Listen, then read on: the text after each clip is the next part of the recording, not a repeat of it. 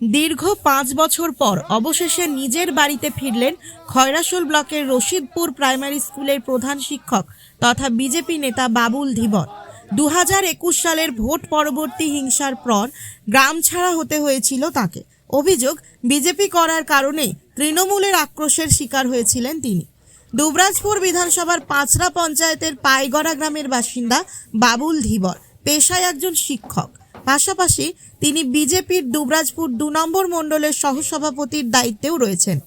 রাজনৈতিক সংঘর্ষের জেরে টানা ৫ বছর নিজের বাড়ি ছেড়ে বীরভূমের সিউড়িতে ভাড়া বাড়িতে থাকতে বাধ্য হন তিনি। সেখান থেকেই প্রতিদিন যাতায়াত করে চালিয়ে গিয়েছেন শিক্ষকতা। তবে রাজ্যে রাজনৈতিক পালাবদলের পর বদলাতে শুরু করেছে পরিস্থিতি। রবিবার অভিনন্দন যাত্রা কর্মসূচিকে কেন্দ্র করে দেখা গেল অন্য ছবি। ডিজের তালে গ্রাম পরিক্রমা করার পর বিজেপি কর্মী সমর্থকদের সঙ্গে বাবুল ধীবরকে নিয়ে তার বাড়িতে পৌঁছে দেন দুবরাজপুরের বিজেপি বিধায়ক অনুপ সাহা। দীর্ঘ ৫ বছর পর নিজের ভিটেতে ফিরতে পেরে আবেগাপ্লুত প্রধান শিক্ষক বাবুল ধীবর। পরিবার ও সমর্থকদের মধ্যেও দেখা যায় উচ্ছ্বাসের ছবি। প্রদীপ দাসের রিপোর্ট, নিউজ বার্তা।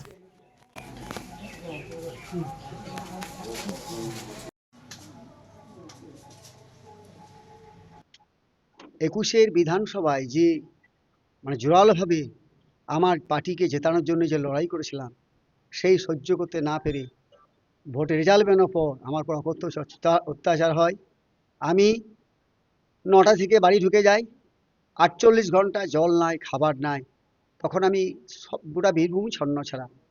তো আমি তখন আমার ছেলে বর্ধমান থেকে এসপিকে ফোন করেন। সঞ্জয়নবাবুকে আমি ২০ বার ফোন করেছি, উনি তুলেন না ফোন।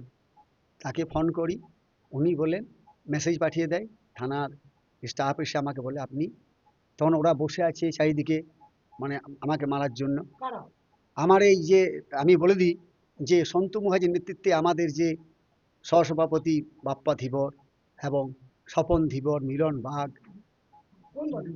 ওরা তৃণমূলের হারমাত বাহিনী, এরা মারার জন্য বসে থাকে। এ ফোর্স আসে, তখন আমার এই সহসভাপতি, আমি ফোন করি, আমি রাতের অন্ধকারে ওই আমার সামনে প্রাচীর দিয়ে পেরিয়ে গ্রামের মাঠের মধ্যে থেকে লুকিয়ে তারপর মোটর সাইকেল আমাকে সোজা পার্টি বসে দিয়ে আসে রাত ৪টের সময়। তো আজকের যা আমাকে প্রবেশ করতে পারলাম, এই জন্য আমি একজন ভারতীয় জনতা পার্টির কার্যকর্তা হিসেবে গর্ববোধ করি।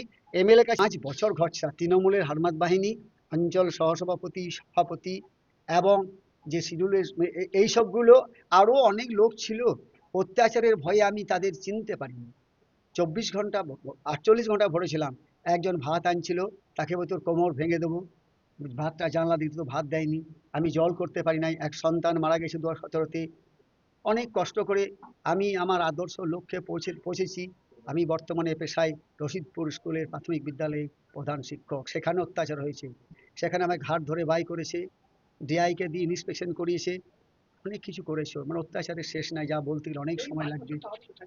৫ বছর আমি সিউড়িতে বাড়ি ভাড়া থাকি, পার্টি বসে থাকতাম। ওনারা বলল যে আপনারা বাড়ি ভাড়া নেন, আপনার স্ত্রী বাপের বাড়ি থাকবে না। তো আমি ওই জন্যই ওখানে বাড়ি ভাড়া থাকি। ছেলে বর্ধমান থেকে বলছে, বাবা এখানে থাকো, একবার তুমি যদি আমায় চলে যাও আমরা কার কাছে দাঁড়াবো। ওই জন্য তাদের ধিক্কার আছে গ্রামের প্রতি। আমি বলবো আবার প্রশাসনকে যেন আগামী দিনে সঠিক পদক্ষেপ নেয়।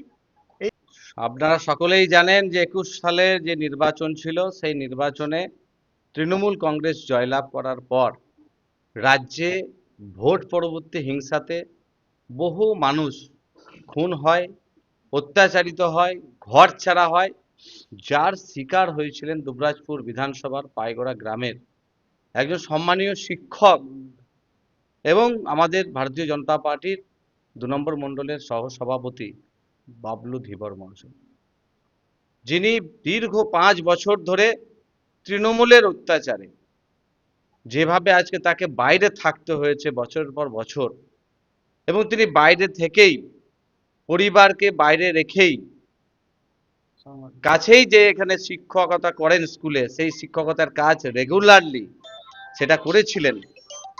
এটাই হচ্ছে তার পরিচয়। কিন্তু আজকে দুর্ভাগ্য যে রাজ্যে একজন মুখ্যমন্ত্রী থাকার পরে তার শাসনে আজকে বাংলার মানুষ ঘরছাড়া হয়েছিল।